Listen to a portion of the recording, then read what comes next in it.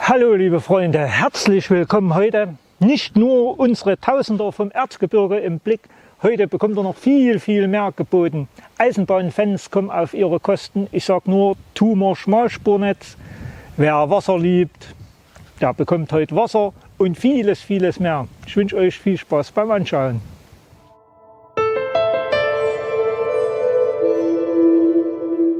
Startpunkte für die heutige Tour gibt es viele. Ich würde euch jedoch den Waldparkplatz oberhalb Willischtal vorschlagen, wenn ihr mit dem Auto anreisen möchtet.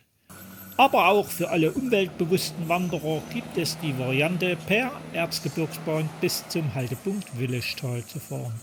Doch jetzt starten wir voller Vorfreude in unsere knapp 11 Kilometer lange Rundtour.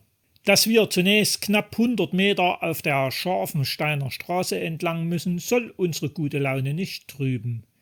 Denn wir können bald nach links abbiegen. Ihr seht zum Beispiel das Schild für den Radwanderweg und gehen entspannt weitere 100 Meter auf dieser kleinen Nebenstraße, ehe wir rechts abbiegen, auf den Fußweg und dieser führt uns in Richtung Bahnhof. Wer nicht mit dem Zug angelangt ist und sich nur einen Hauch für Geschichte und Eisenbahn interessiert, für den ist es ein absolutes Muss, noch die wenigen Schritte bis zum Bahnhof zu gehen. Der frühere Bahnhof Willischtal war nämlich einer der Schnittstellen des Thumer Schmalspurnetzes mit der Regelspur, hier der Tschobautalbahn. Von hier führte ein Streckenast bis zum Knotenbahnhof Thum entlang der Willisch. Lange nach dem Sterben dieses Streckennetzes wurde die wenige Kilometer entfernte Papierfabrik noch mittels Schmalspur bedient. Aber inzwischen ist auch das alles Geschichte. Die letzten Fahrten wurden Anfang der 90er Jahre durchgeführt. Dank der Pressnitztalbahn konnte sogar im Dezember 1991 noch einmal eine sächsische Schmalspurlok der Gattung 4K stilgerecht das letzte existierende Stück zurücklegen. Inzwischen sind wir von solchen Träumen weit entfernt. Die Schmalspurbrücke liegt zwar noch über die Tschobau, aber in welchem Zustand? Also widmen wir uns zunächst lieber unserem Wanderweg, queren die Tschobau und verlassen zunächst die alte Schmalspurtrasse. Will man dieser auf ihren letzten Meter folgen, müsste man die Willischtaler Straße links ein kleines Stück gehen. Wir laufen jedoch rechts, nehmen Richtung Amtsberg ins Visier und biegen logischerweise sofort an der nächsten Kreuzung wieder links ab. An der Schlösselmühle. Auch dieser folgen wir keine 100 Meter, müssen allerdings ein wenig aufpassen, denn wir biegen rechts in diesen eher unscheinbaren Pfad ab. Natur pur und die erste tolle Steigung hat uns, aber auch eine gelbe Markierung. Also auf geht's. Unterwegs treffen wir auf einen breiteren Waldweg mit grüner Kennzeichnung, sehen links ein Forsthaus und stoßen bald aufs Hinweisschild für den ersten Höhepunkt, die Kanzel. Und was stellen wir fest?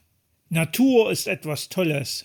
Viele Bäume, viele grüne Blätter, und dazwischen als Anhaltspunkt der Schornstein der ehemaligen Papierfabrik. Das Einzige, was davon übrig geblieben ist. Setzen wir unseren Weg also weiter fort, mit Markierung, wie gut zu erkennen ist. Wem das zu unsicher ist, der weiß ja Bescheid. Unten in der Beschreibung vom Video findet ihr wie immer die Links zu Autoactive bzw. Komoot. Dort könnt ihr euch gern die GPS-Daten herunterladen.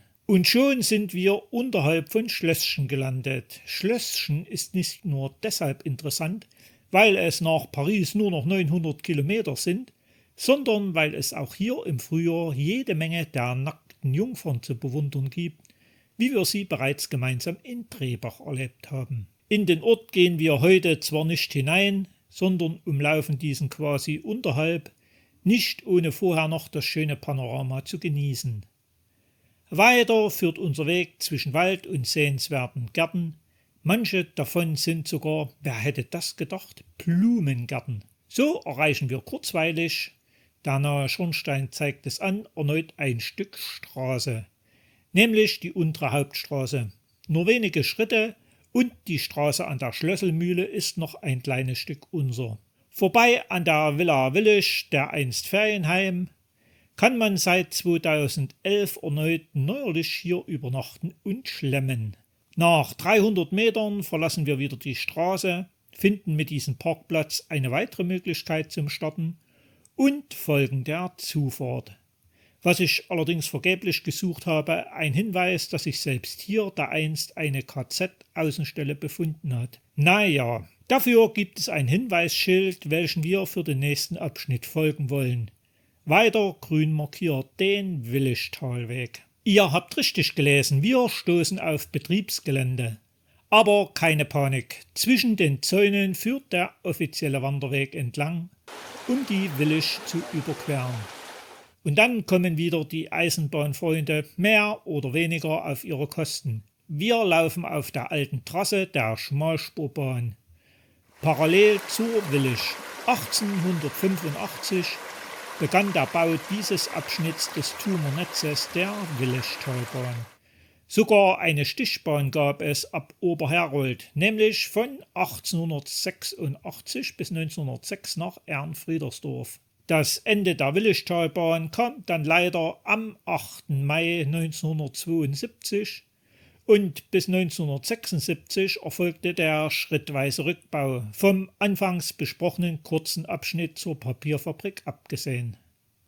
Gemütlich geht es sanft aufwärts, bis wir den früheren Haltepunkt Willischau erreichen, von dem es allerdings außer einer Schautafel nichts mehr zu entdecken gibt.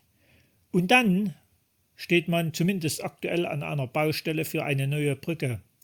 Fragt man ordentlich, dann darf man auch jetzt schon passieren.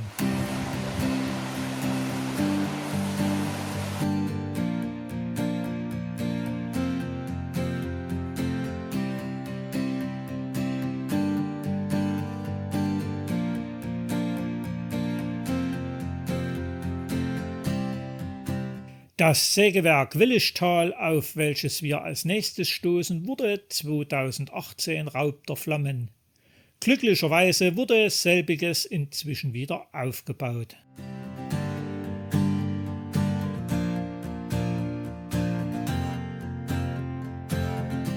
Langsam aber sicher nähern wir uns Griesbach und seinem ehemaligen Haltepunkt. Hier queren wir die Willischtaler Straße und biegen mit unseren Wanderschildern auf diese Zufahrtsstraße ein und siehe, auf der linken Seite entdecken wir diese beiden alten Kalkbrennöfen. Mit diesem Thema hatten wir uns bereits an den Nönzenhainer Talsperren beschäftigt. Auch hier gab es nach ersten Versuchen im Kupferbergbau ab Mitte des 19. Jahrhunderts 2 Kalkbrüche. Logisch, dass auch hier gleich im Ort die entsprechenden Kalköfen errichtet wurden. Jedoch 1902 wurde die Kalkbrennerei wieder beendet. Der Kalkabbau wurde noch bis 1926 fortgeführt. Immerhin, wer sich die Zeit nehmen will, im Wald zu suchen, auf der Karte sind reichlich Gruben eingezeichnet. Kurz hinter den Brennöfen müsst ihr euch jedoch entscheiden. Der offizielle Wanderweg führt geradeaus. Wer aber neugierig sein möchte, der sollte links abbiegen. Selbiger führt recht ordentlich in die Höhe, aber man läuft auch an der ersten der erwähnten Gruben vorbei. Gemütlich laufen wir auf diesen Waldweg weiter, welcher sich langsam aber sicher in einen Feldweg verwandelt, und dann haben wir die Bescherung. Mitten über den Feldweg ein gespannter Weidezaun. Wer geländegängig ist, der kann die Koppel natürlich oben oder unten umgehen. Also entscheidet selbst, ob ihr artig auf dem richtigen Wanderweg bleiben wollt oder ihr diese Variante wählen wollt. Doch egal, welche Variante ihr euch auswählt, wir bekommen nicht nur eine Menge Rindviecher zu sehen, selbst hier auf dem Feld, sondern vor allem diese prächtige Baumallee. Und alles im Rücken von Griesbach bzw. dem Heideberg, dem Hausberg von Griesbach. Doch dazu später mehr. Gehen wir die moderate Steigung zunächst hoch und genießen die schönen Bilder ringsum.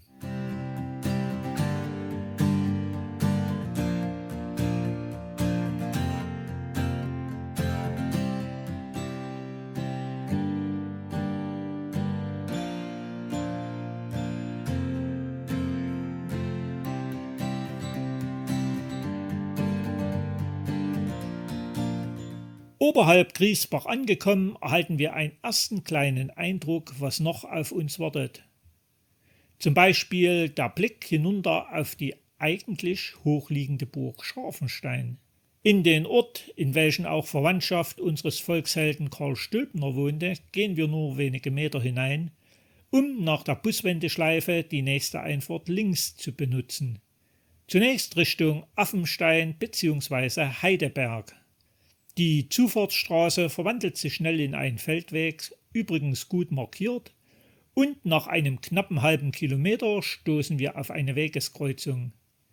Der Blick hinunter ins Zschopautal ist ja nicht schlecht und unser nächstes großes Ziel Affenstein würde auch geradeaus weiterführen.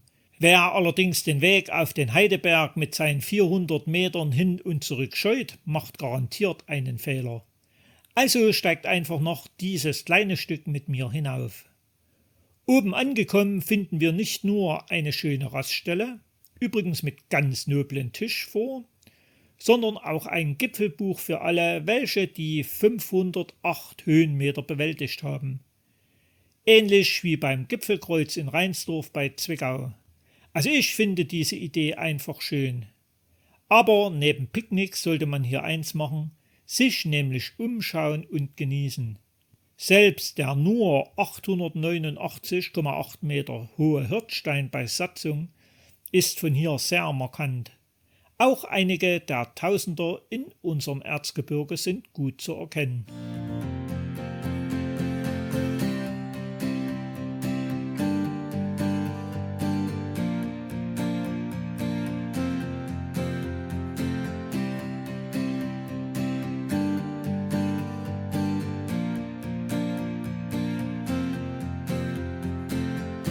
Wie findet ihr es hier oben? Also mir ist es wirklich schwer gefallen, mich von diesem Anblick zu lösen und zurück Richtung Hauptwanderweg zu gehen. Auf den Weg dahin ist übrigens auf der anderen Seite des Zschopautals der Stülpnersteig am teilweise abgeholzten Hang relativ gut zu erkennen. Den Hauptweg benutzen wir zunächst 300 Meter, wobei es mit jedem Schritt andere schöne Bilder gibt. Und dann führt ein weiterer Weg links nach oben, nämlich zum Bürgenbüschel. Wer noch nicht ganz geschafft ist, der sollte auch diese wenigen Meter noch hochgehen und nicht nur wegen der neuerlichen Picknickstelle.